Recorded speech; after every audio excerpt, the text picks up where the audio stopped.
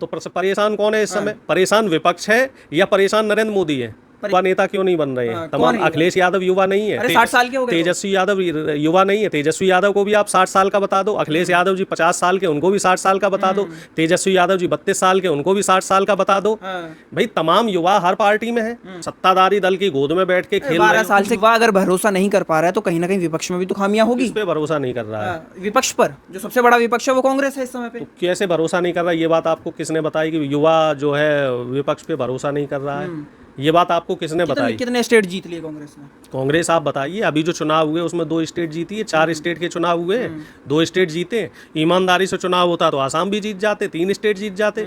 और लोकसभा चुनाव देखिए, आप विपक्ष इतना कमजोर है, ईमानदारी से चुनाव नहीं हो रहा तो उसका विरोध भी नहीं कर पा रहा। आप क्या चाहते हो कि चुनाव भी बेईमानी से हो, शासन सत्ता पूरी सीबीआई ईडी प्रधानमंत्री का वो काम करे और विपक्ष चुनाव ना जीत पाए? तो आप खामियां भी विपक्ष की निकाले। सरकार से सवाल तो आप लोगों को करना चाहिए। बिल्कुल कर रहे हैं हम। नहीं, आप लोग तो सरकार से नहीं सवाल कर रहे हैं। का काम ये होता है कि जो व्यक्ति परेशान है, दिक्कत में है, उसकी आवाज को उठाए। तो परेशान कौन है इस समय? परेशान विपक्ष है या परेशान नरेंद्र मोदी है? परेशान इस समय पे आम जनता है। आम जनता है ना, तो के पास तो खूब माल है, कहते हैं वो। सुनिए, आम जनता परेशान है, ठीक है, और आम जनता के लिए, हक हकूक के लिए, उनके लिए कौन लड़ रहा है? अगर नेपाल में एक विकल्प के रूप में जेनजी आए और नेतृत्व कर रहे हैं और वहाँ पे सस्ता और सिस्टम अच्छा हो गया है, वहाँ की योजनाएं अच्छी हो गई, तो क्या बुराई है उसमें? तो इंडिया के अंदर भी होना चाहिए ना। नेपाल क्यों कांग्रेस ही, क्यों भाजपा ही आगे पीछे गेम खेलती रहे? हाँ, नेपाल से हमारे देश की तुलना करना ठीक नहीं है, क्योंकि नेपाल में कभी स्थायी सरकार नहीं रही। आप थोड़ा अपनी जानकारी दुरुस्त करें।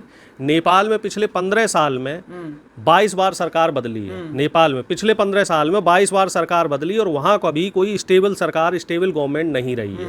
और हमारे देश की बात की जाए तो हमारे देश में हम पिछले 22 साल की बात करें तो 22 साल में 2 सरकारें रही हैं। यानी कि यहाँ जो गवर्नमेंट रही है 10 साल पूरी यूपीए की रही है और 12 साल नरेंद्र मोदी की सरकार। यहाँ जो जनमत देती है जनता, तो वो स्पष्ट बहुमत से स्पष्ट सरकार बनाती है और उस सरकार को काम करने का पूरा मौका मिलता है। नेपाल की परिस्थितियों से यहाँ को जोड़ना ठीक नहीं है, अमेरिका की परिस्थितियों से यहाँ को जोड़ना ठीक नहीं है। अब आप कहें इजराइल में 20 साल से सरकार है, रूस में 20 साल से 30 साल से सरकार है, चीन में सरकार है, तो हर देश की स्थितियां अलग हैं, हर देश का संविधान अलग है, हर देश का प्रजातंत्र अलग है। तो हर देश को, एक देश को दूसरे देश से आप कंपेयर नहीं कर सकते। भाजपा खेलती रहे और कांग्रेस आती रहे, 10 साल कांग्रेस 10 साल भाजपा, कोई नई विचारधारा, कोई नई सोच रही, आविष्कारी सोच आई ना। नई विचारधारा आई तो थी, आम आदमी पार्टी आई थी और दिल्ली के लोग खुश थे ना, बुलडोजर था ना कुछ। आम आदमी पार्टी ने क्या किया वो पूरे देश ने देखा। क्या नहीं किया? रायता फैलाया आम आदमी पार्टी ने, रायता फैला के चले गए। अब वो रायता समेटने में जनता को टाइम लगेगा। अब ये लोग आएंगे सीजेपी वाले, ये लोग भी इसी तरीके का रायता फैलाएंगे। आप चाहते नहीं सब बुड्ढे बुड्ढे नेता बनते रहे और नया युवा बिल्कुल बैठा युवा नेता क्यों नहीं बन रहे हैं? तमाम अखिलेश यादव युवा नहीं है, 60 साल के हो गए। तेजस्वी यादव युवा नहीं है, तेजस्वी यादव को भी आप 60 साल का बता दो, अखिलेश यादव जी 50 साल के, उनको भी 60 साल का बता दो, तेजस्वी यादव जी 32 साल के, उनको भी 60 साल का बता दो। भाई तमाम युवा हर पार्टी में है और हर पार्टी की एक विचारधारा होती है, एक उनकी गाइडलाइन होती है। तो ये भी तो संविधान, कल जो प्रोटेस्ट हुआ संविधान के अनुसार हुआ, संविधान की किताब जब भीम के नारे लगे, उसमें क्या खराबी है? मैंने कब का खराबी है?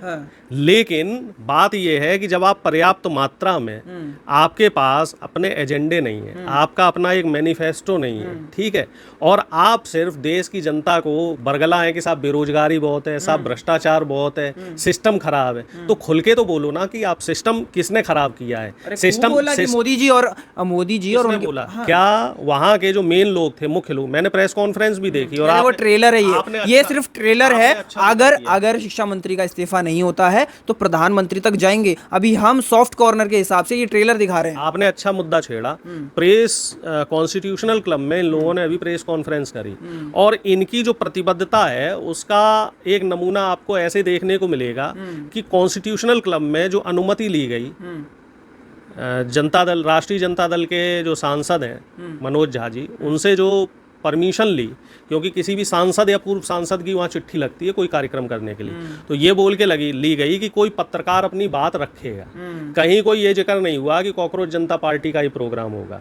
और जब वो प्रोग्राम वहाँ हुआ और मनोज झा जी को इस प्रोग्राम की जानकारी हुई तो उनके उस इंटरव्यू को भी चलाया जाए, वो भी देखा जाए कि कैसे झूठ की बिसात पे आप राजनीति कर रहे हो। युवाओं को आगे नहीं बढ़ने नहीं, आप तो शुरू में ही झूठ बोल रहे हो। आप किसी सांसद के पास जाते और उनसे स्पष्ट बोलते कि हाँ भाई हमें कॉन्स्टिट्यूशनल क्लब में प्रोग्राम करना है, कौन सांसद मना कर देता।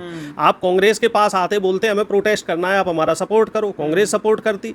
आप आम आदमी पार्टी से खुल के सपोर्ट लो, आप समाजवादी पार्टी से खुल के सपोर्ट लो, आप राष्ट्रीय जनता दल से खुल के सपोर्ट लो, आप टीएमसी से सपोर्ट लो। विपक्षी पार्टियों से आप मदद लेने के बजाय आप विपक्षी पार्टियों को भी बुरा बता रहे हो और सत्ताधारी दल की गोद में बैठ के खेल रहे हो। 12 साल से क्या कांग्रेस कर पा रही है, कहाँ टक्कर दे पा रही है मोदी जी को? मोदी जी की इस समय हालत खराब है, आपको जानकारी नहीं है। मोदी जी ने अभी रिजर्व जो फंड था, रिजर्व फंड भी आरबीआई का यूज कर लिया और उसके साथ साथ जो देश का सोना था 2.25 अरब रुपए की कीमत का, तो उस सोने को भी रिजर्व फंड आरबीआई से ले लिया है। तो मोदी जी इस समय एप्स्टीन फाइल और माय डियर फ्रेंड जो ट्रम्प हैं उनके तिलिस्म में उलझे हुए हैं। और इस तिलिस्म को उजागर कौन कर रहा है? इसको कांग्रेस ने और विपक्ष ने, मैं कांग्रेस भी नहीं कह रहा हूं, मैं कह रहा हूं संपूर्ण विपक्ष की ताकत ने उजागर किया है। आज से 2 महीने पहले तक ये माना जाता था कि प्रधानमंत्री की विदेश नीति टॉप की है।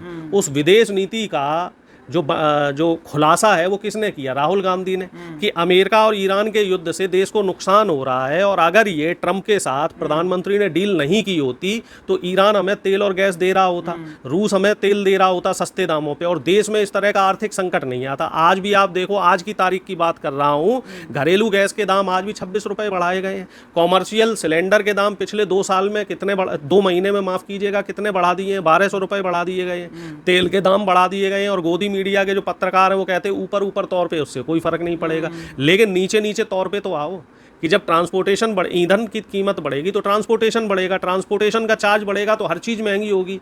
और उधर क्या मजाक चल रहा है सरकार में? मजाक ये देखिए, उधर गडकरी जी कह रहे हैं कि हम E85 पेट्रोल लेके आए, यानी कि 85% एथेनॉल मिश्रित पेट्रोल अब देश को देंगे। सिर्फ 15% पेट्रोल मिलेगा, 85% एथेनॉल मिलेगा। 20% एथेनॉल में तो सारी मोटरसाइकिलों के, स्कूटरों के और कार के इंजन खराब हुए जा रहे हैं, उनका भट्टा बैठा जा रहा है। 85% में तो बिल्कुल सारे देश की जो मोटर व्हीकल्स है सबका सत्यानाश हो जाएगा। लेकिन समस्या क्या है मीडिया की? मीडिया की समस्या ये है कि सवाल वो विपक्ष से करेंगे, मीडिया सवाल सरकार से नहीं करेगा।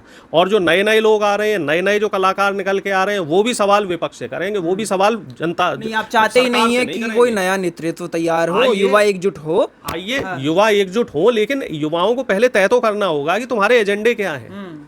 युवा पहले ये तो तय करे। हमारा युवा तो इस समय रीलबाजी में इतना बिजी है, जो रीलबाजी से ही युवा को फुर्सत नहीं है। जो रीलबाजी में आप सोच रहे हो, रीलबाजी से सरकार बनती है। कभी भी कोई इनकलाब रीलबाजी से नहीं होता। ये इनकलाब करने के लिए, परिवर्तन करने के लिए, खास तौर से सामाजिक और राजनीतिक परिवर्तन करने के लिए आपको सड़क पर उतरना पड़ेगा। तो और कल पूरी देश ने देख लिया कि सड़क पे कितने लोग, हजारों थे। उस विचारधारा से जुड़े हुए कितने लोग थे। वो तो आम पब्लिक देखने आई थी, हाँ भैया ये लोग क्या कर रहे हैं। जिनके जो 22 मिलियन फॉलोअर, पता नहीं कितने मिलियन फॉलोअर है, वो क्या कर रहे हैं। एक अरफा खानम करके पत्रकार है, बड़ी सीनियर जर्नलिस्ट है, मुझे उनकी वो बात बड़ी अच्छी लगी कि 1% लोग भी जो उस मुहिम से जुड़े हुए थे, 1% लोग भी यहाँ नहीं पहुंचे। वो तो लेफ्ट विचारधारा के व्यक्ति, सोनम वांगचुक जैसे लोग और जेएनयू के जो सोशल एक्टिविस्ट है वो ना आते तो इस प्रोटेस्ट में तो लोग ही नहीं पहुंच रहे। अगले शनिवार को फिर आगाज किया है कि अगर 5 दिन के अंदर नहीं इस्तीफा हुआ तो अगली बार इससे तगड़ा, इससे ज्यादा बेहतर प्रदर्शन होगा। वो देखा जाएगा क्या प्रदर्शन करते हैं। बाकी प्रदर्शन करने को तो जो विपक्ष है वो पूरी तरीके से सक्षम है और वो प्रदर्शन कर रहा है।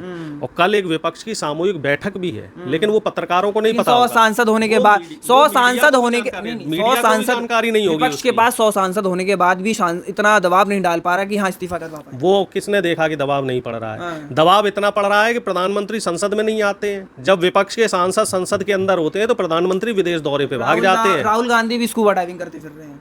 कब की है स्कूबा डाइविंग? कब करिए? 4 दिन पहले करिए। यही तो समस्या है कि मीडिया के साथ समस्या ये है कि मीडिया सच्चाई नहीं जानने की कोशिश करता है। वो स्कूबा डाइविंग राहुल गांधी ने 1 महीने पहले कल परसों में पोस्ट करी, वीडियो परसों जारी हुआ। और क्या समझेगी जनता? पर विश्व पर्यावरण दिवस के अवसर पर वीडियो जारी हुआ और उसको जारी करने के पीछे का लॉजिक क्या था? अब देखिए ना, दर्शक भी समझे कि जो हमारे देश के युवा पत्रकार हैं उनकी सोच और समझ क्या है। ग्रेट निकोबार में लगभग 1.5 करोड़ पेड़ प्रधानमंत्री कटवा रहे हैं और वो वो क्यों कटवा रहे हैं? क्योंकि वहां पर उनके परम मित्र अडानी एक बड़ा प्रोजेक्ट लेके आ रहे हैं। तो राहुल गांधी ने पर्यावरण दिवस के दिन वो वीडियो इसलिए रिलीज किया कि जिससे पूरे दुनिया की पब्लिक ये देखे कि जो अंडमान निकोबार जो जगह है वो कितनी खूबसूरत है और उसकी खूबसूरती को प्रधानमंत्री नष्ट करना चाहते हैं। तो जो उसके पीछे जो मोटिव है, उस मोटिव को समझना चाहिए। जब मीडिया के बुद्धिजीवी लोग जो मीडिया जर्नलिज्म की पढ़ाई करके आते हैं, और मीडिया, आपकी मैं पर्टिकुलर बात नहीं कर रहा, कांग्रेस सुनिए तो जब हमें ये समझ आ रहा है कि स्कूबा डाइविंग करते आप क्या समझेंगे? आप तो खैर आप तो अभी उस चीज को नहीं समझ पाएंगे। इंडिया टीवी पर बैठे जो बड़े बड़े अपने आप को पत्रकार कहते हैं, वो लोग उस बात को नहीं समझ पा रहे हैं, क्योंकि मीडिया के जो समझा नहीं पा रहे हैं। नहीं, हम तो समझा पा रहे हैं, लेकिन मीडिया के जो समझने का स्तर है वो बहुत छोटा हो चुका है। मीडिया को सिर्फ प्रधानमंत्री मोदी की तारीफ करना आता है, लेकिन विपक्ष अगर कोई काम कर रहा है तो उस काम को करना और समझना आता नहीं है। तो कोई तो कमी होगी जो आप मीडिया को भी मैनेज नहीं कर पा रहे। कमी है ना, हम मीडिया को पैसा नहीं खिला रहे हैं, हम मीडिया को तलवे नहीं चटवा पा रहे हैं, हम मीडिया को विज्ञापन नहीं दे रहे हैं। मीडिया ने अपना काम करना बंद कर दिया है ना। मीडिया पत्रकारिता कहाँ कर रहे हैं? मीडिया के लोग तो अब तलवे चाट रहे हैं। और इस बात को मैंने नहीं बोला, इस बात को जो यूट्यूब पे टीचिंग करते हैं, जो ऑनलाइन शिक्षक हैं, तमाम शिक्षकों ने इस बात को बोल दिया कि आजकल जो पत्रकारिता है वो तलवे चाटने तक सीमित रह गई है। तो इसको लेके भाई जो गोदी मीडिया के लोग हैं और तमाम चैनल वाले हैं, उन्होंने मानहानि का मुकदमा कर दिया। नहीं, पहली बार ऐसा हो रहा है कि देश में आम जनता को बोलने पर मीडिया के लोग केस कर रहे हैं। जबकि होता क्या था कि आज से पहले मानहानि के मुकदमे मीडिया के जो पत्रकार हैं उन पे लगा करते थे। तो आप समझ लीजिए कि जो हमारे देश में बोलने की आज़ादी है उस पे किस कदर पाबंदी इन संस्थानों द्वारा, सरकारी संस्थानों द्वारा लगाई गई है, और इसी का खामियाजा जो है वो देश की जनता को भुगतना पड़ रहा है।